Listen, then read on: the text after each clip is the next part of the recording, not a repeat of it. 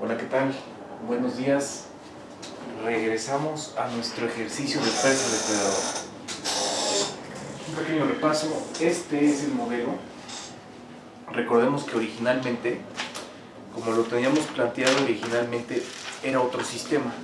También un sistema plano, en donde X1 nos está denotando el número de presas al tiempo T, X2 el número de depredadores al tiempo T.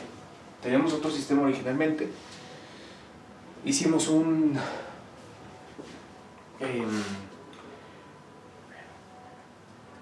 cambio en la variable temporal y este es el sistema con el que estábamos trabajando.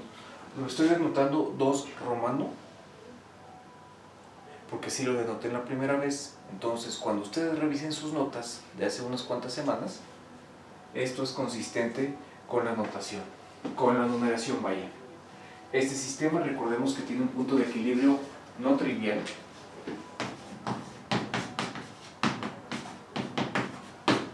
porque el origen es un punto de equilibrio también, pero hay un punto de equilibrio no trivial que corresponde a la población constante de presas alfa D sobre C menos D y a la población constante de depredadores R alfa sobre C menos D, multiplicando la diferencia entre 1 y el cociente de alfa D y C menos D.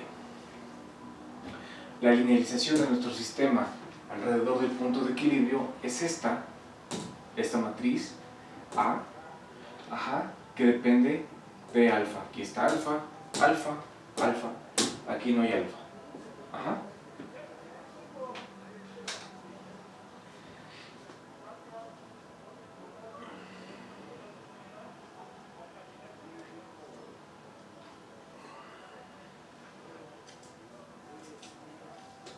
Ok, los valores propios de esta matriz también dependen de alfa y es la notación que hemos estado utilizando, la parte real más menos y veces omega en alfa. Para buscar bifurcaciones de Hopf, que es lo que buscamos, la presencia de valores propios imaginarios puros. Y eso ocurre cuando la parte real se anula. La parte real es esto, es la mitad de la traza de A. La traza de A es esto más el 0, o sea, es nada más esto. La mitad de esto es multiplicarlo por un medio. Y por eso aparece este 2 aquí. Todos los demás términos son los mismos que están acá. ¿Dónde se anula en esto? Para que tengamos valores propios imaginarios puros, se anula cuando alfa es igual al cociente entre C menos D y C más D. Habíamos verificado en su momento que se satisfacía la condición de transversalidad, que en el teorema de Hopf era, me parece que B2, es B2 en efecto, se satisface de los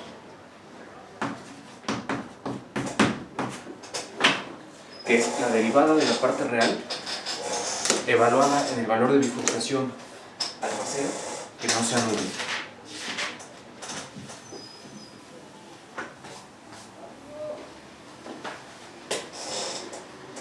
La aparición de ciclos límite aparece entonces antes o después de ese valor de bifurcación. Para eso vamos a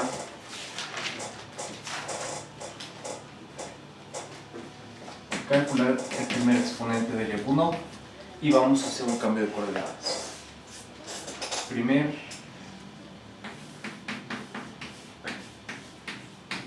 exponente de Lyapunov, porque recordemos que si esta es la condición B2, la condición B1 ¿cuál era? Que el coeficiente de Lyapunov en 0 fuera distinto evaluado, el coeficiente de Lyapunov evaluado en el valor de bifurcación fuera distinto de 0. Entonces, vamos a hacer un cambio de coordenadas, lo repito, en alfa igual a alfa 0, el equilibrio, ¿quién es nuestro equilibrio? Es 0, tiene coordenadas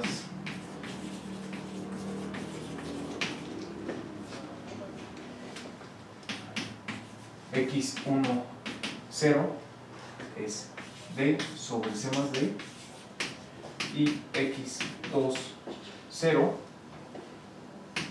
es rc sobre c más d al cuadrado.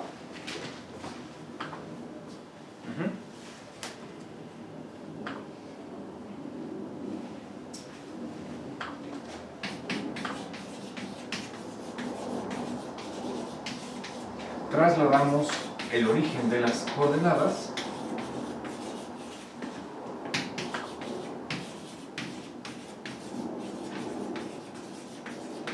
a este equilibrio.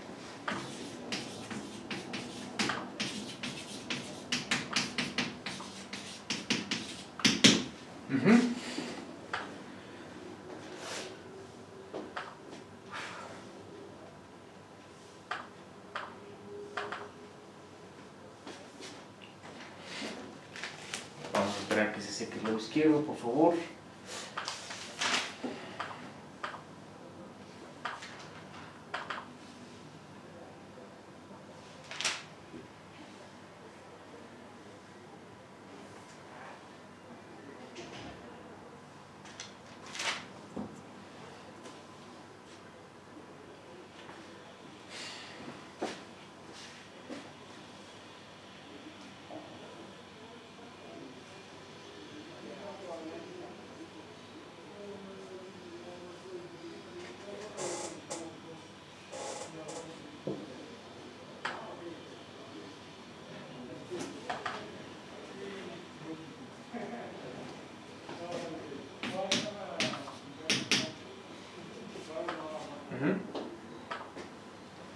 X1 es X1 en 0 más Epsi1 y X2 es X2 en 0 más Epsi2.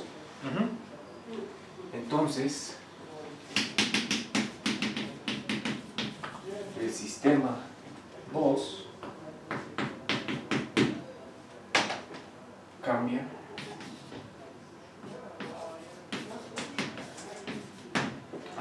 o sea, se transforma con este cambio de variables. Tenemos por una parte Epsi1' igual a menos CD sobre C más D por Epsi2 menos RD sobre C más D por Epsi1 al cuadrado menos C por Epsi1 Epsi2 menos R Epsi1 al cubo. Y esto lo vamos a llamar F1 de Epsi1 Epsi2. La primer componente, voy borrando el lado derecho porque mojé mucho el trapo y tarda en secarse. Esa es la primer componente de nuestro nuevo campo vectorial. ¿Cómo se ve la segunda componente? Bueno, tenemos que la derivada de Epsi2 es CR C menos D sobre C más D cuadrado por Epsi1 más C menos D Epsi1 Epsi2. Y esto lo vamos a llamar F2 de Epsi1 y Epsi2, segunda componente del nuevo campo vectorial.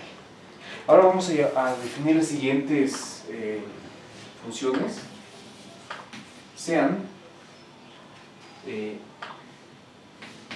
B de Epsi y de eta, depende de Epsi y depende de eta, definida como menos 2 R D sobre C más D por Epsi1 eta 1 menos C por Epsi1 eta 2 más Epsi2 eta 1, y en la segunda entrada C menos D Epsi1 eta 1 más Epsi2, perdón, aquí es eta 1, aquí es eta 2.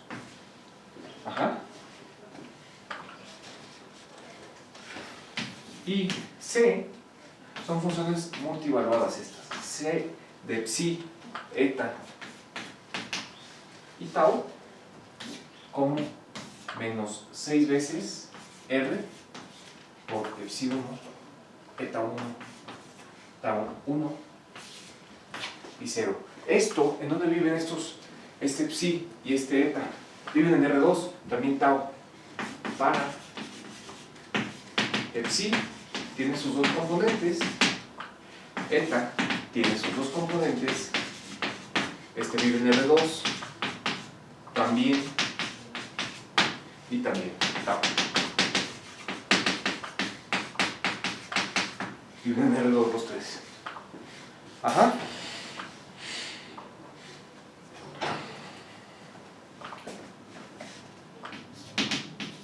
De modo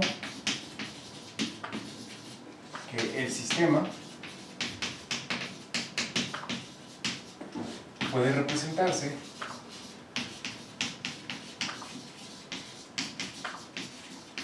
como... ¿Cuál sistema? Este sistema, ¿no? El sistema que ya cambió.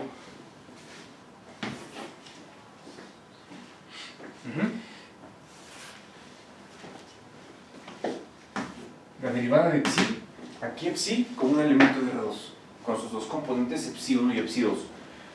La derivada de psi igual a veces psi más un medio de b, función multivaluada de psi con psi, más un sexto de c psi con psi, o sea que aquí va a ir epsi1 por epsi1 por epsi1, epsi1 al cubo, con esta A es la matriz jacobiana evaluada en algo C.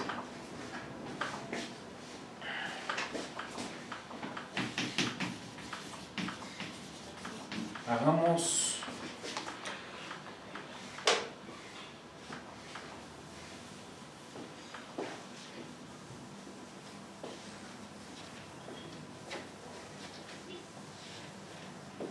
esa A va a ser la siguiente matriz: 0 omega al cuadrado por c más d sobre c por d. Acá tenemos menos cd sobre c más d, 0 en la otra entrada.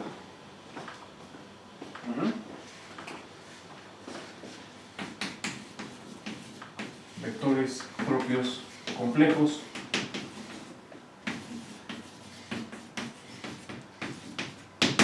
De esa matriz, evidentemente, es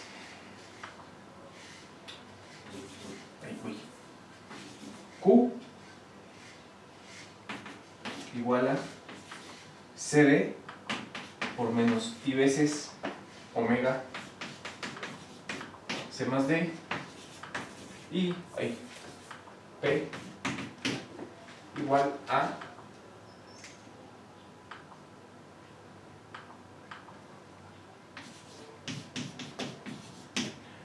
omega C más D menos I por CD.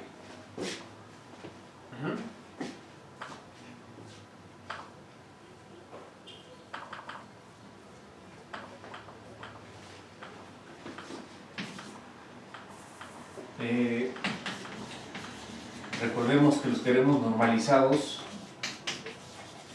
para que estén normalizados,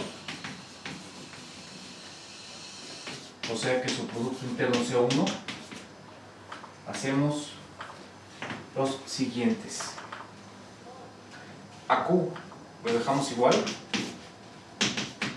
menos I omega C más D en la segunda entrada y en la primera entrada C, D, y a P es el que le multiplicamos por un factor. Ese factor es 1 sobre 2 veces omega CD por C más D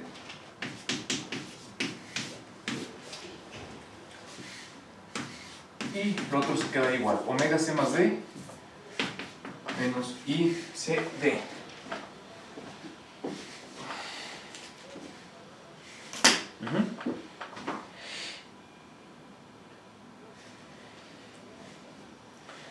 Déjenme beber un poco de agua.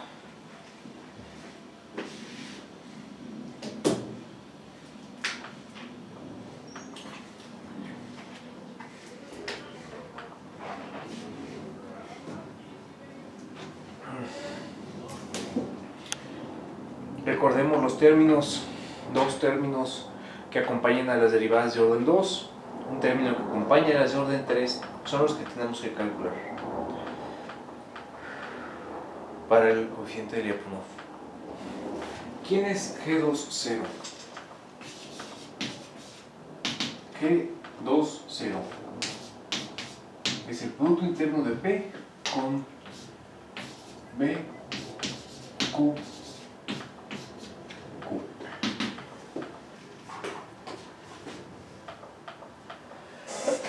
Salud, señor. Gracias.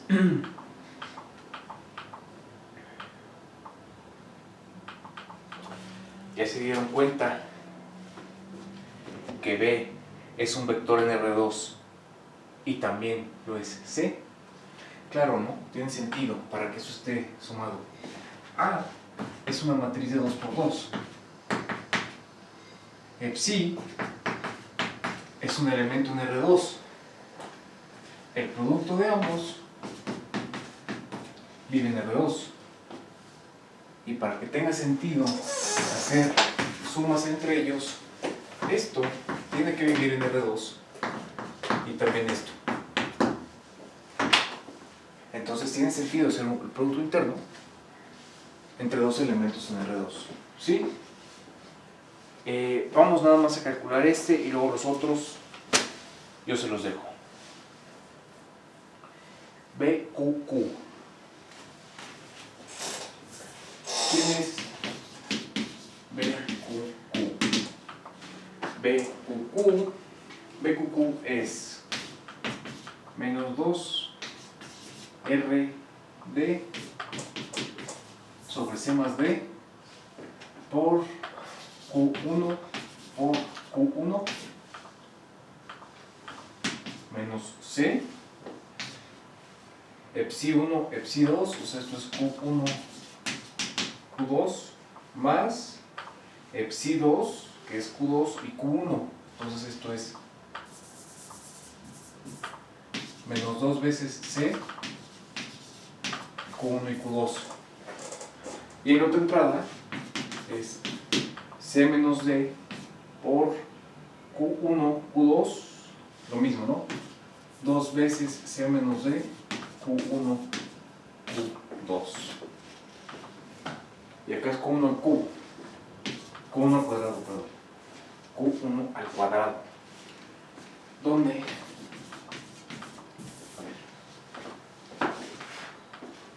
Este es Q1 y esto es Q2. Entonces, eso nos va a quedar menos 2RD sobre C más D. Q1 cuadrado es C cuadrado D cuadrado. Menos 2 veces C. Y el producto entre estos es I omega C D por C más D. Aquí hubo un menos, ahí C más. Y acá 2 C menos D y quedamos que Q1 Q cuadrado es I veces omega CD C más D y el menos. Ok. Eso con P.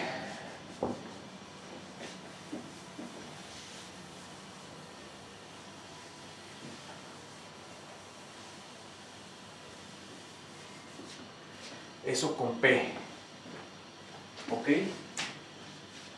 Por lo tanto, G20, G20. Ajá. Recordemos cómo habíamos definido el producto interno. ¿Dónde lo tengo?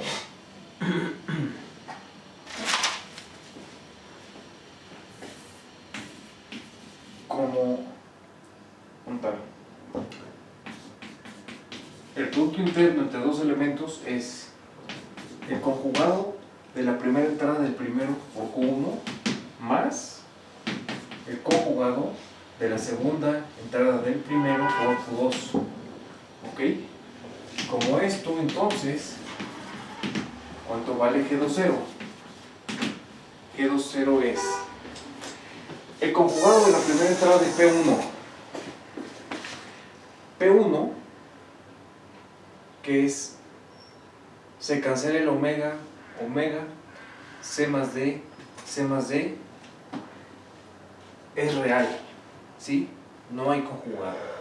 Entonces, esto es omega, C más D, esto es 1, omega, 1 sobre 2 CD,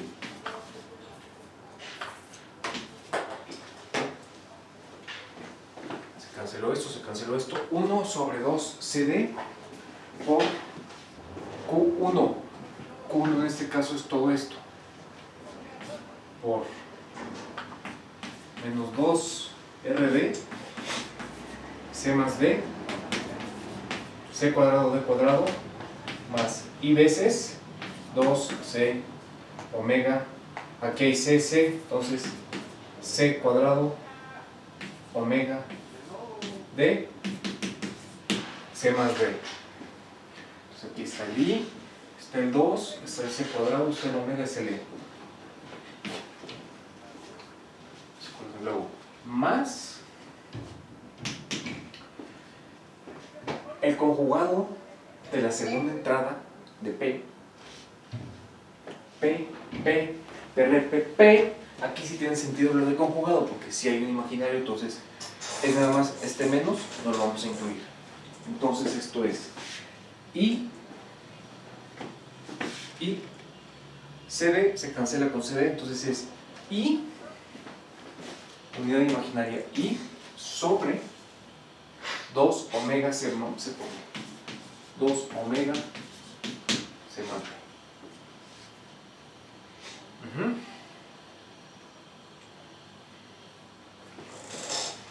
Multiplicando Q2, ¿qué es esto? Multiplicando menos 2C menos D y por omega CD C más D. ¿Ok? Entonces así se calcula esto, ¿sí?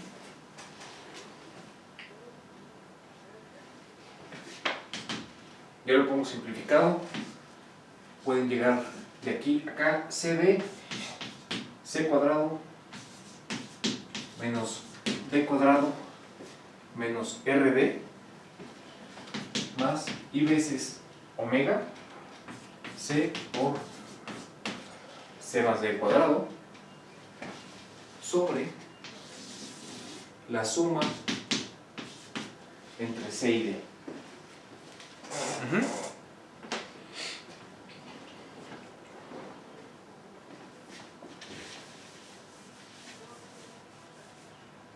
Ahora falta G11.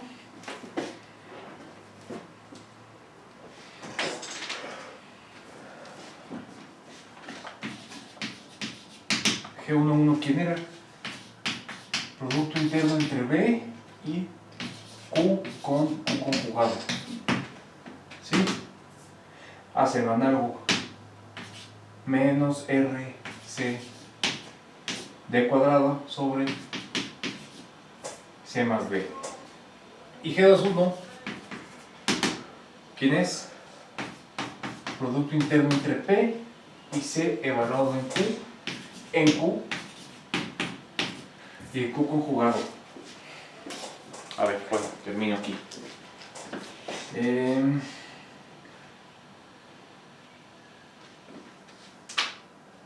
Este de C, Q con Q conjugado, esto es 6 veces, perdón.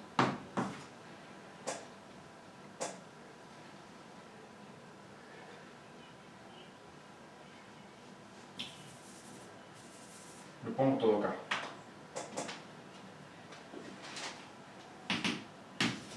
Es 1 sobre 2 omega CD por C más D omega C más D menos I CD con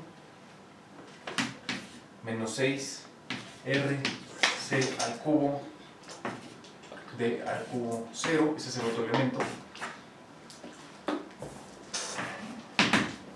Producto interno de estos dos vectores. Entonces, menos 3 veces R C cuadrado D cuadrado. Y ahí está.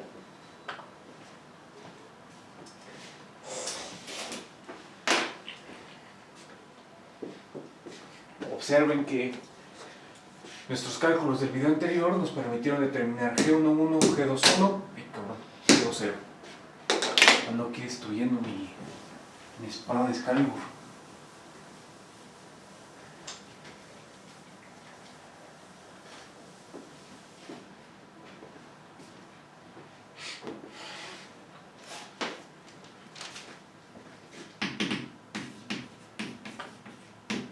Por lo tanto, nuestro coeficiente de Lyapunov evaluado en alfa 0 es 1 sobre 2 omega cuadrado, la parte real de I veces G20 por G11 más omega G21, el término de grado 3.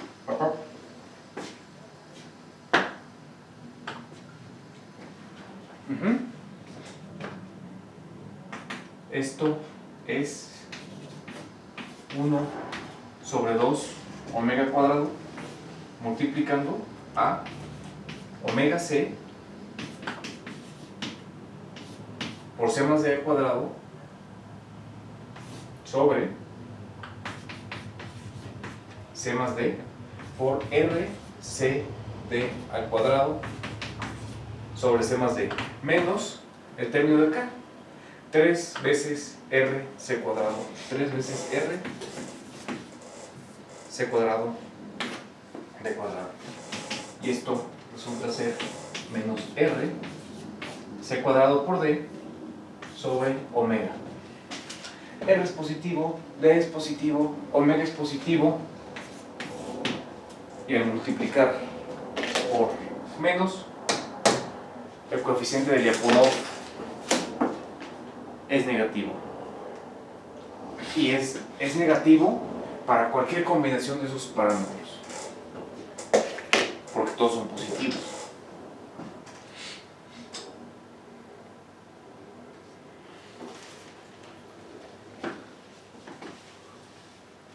Por lo tanto, hay bifurcación subcrítica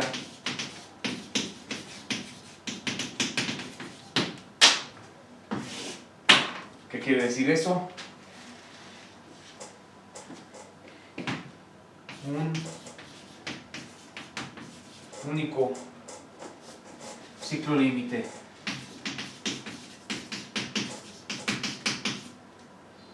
estable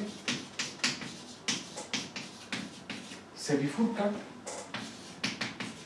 o aparece, se bifurca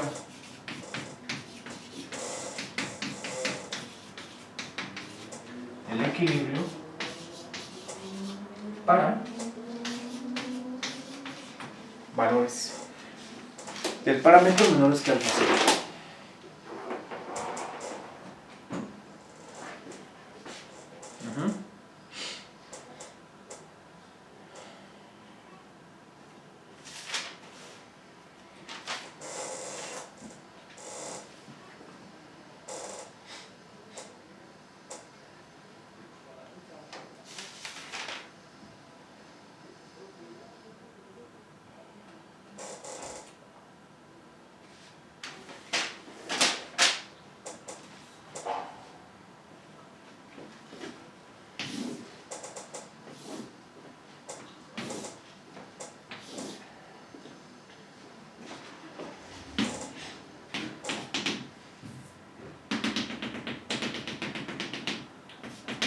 Ahí está nuestro punto de equilibrio no trivial de 0.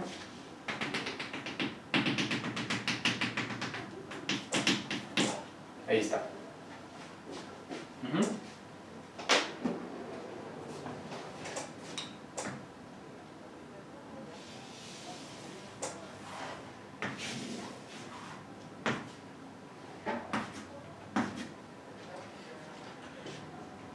como un...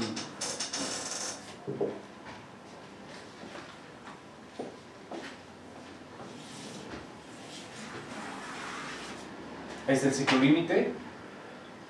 Quiero mencionar unas cosas.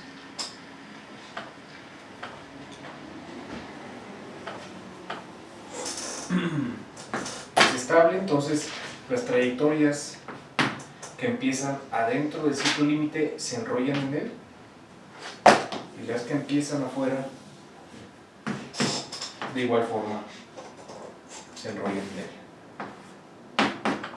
¿Sí?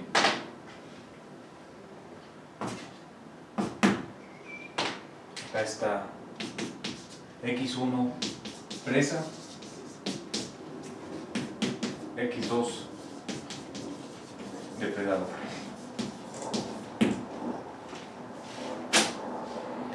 Entonces está apareciendo aquí para alfa mayor a 0, para alfa menor a 0 quedamos, ¿no? Alfa menor a alfa 0.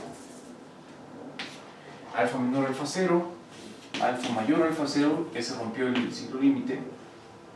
Y en alfa igual a alfa 0 no sabemos qué pasa. Y el teorema de Harman-Gromman no nos dice nada, porque en alfa igual a alfa 0 hay valores propios imaginarios puros. Y Harman-Gromman dice: yo no te garantizo